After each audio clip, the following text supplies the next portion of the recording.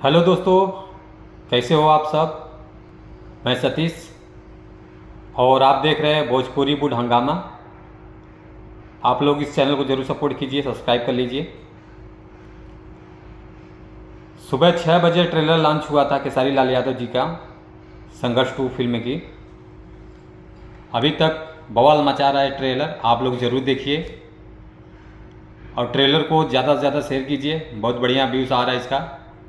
Film भी बहुत जल्दी आएगा, आप लोग फुल सपोर्ट कीजिए इस ट्रेलर को। हमने तो ट्रेलर देखा लेकिन बहुत ज़बरदस्त है, बहुत ज़बरदस्त है। जितने तारीफ़ किया जाए उतने तारीफ़ कम पड़ेगा। बहुत मज़ा आया ट्रेलर देख के।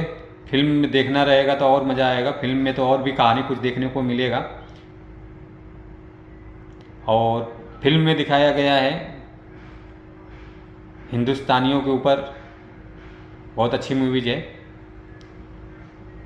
और फिल्म बनी है, बहुत ज़बरदस्त है। आप लोग उसको फुल सपोर्ट कीजिए फिल्म को, और फिल्म को ज़्यादा से ज़्यादा शेयर कीजिए, ट्रेलर को भी।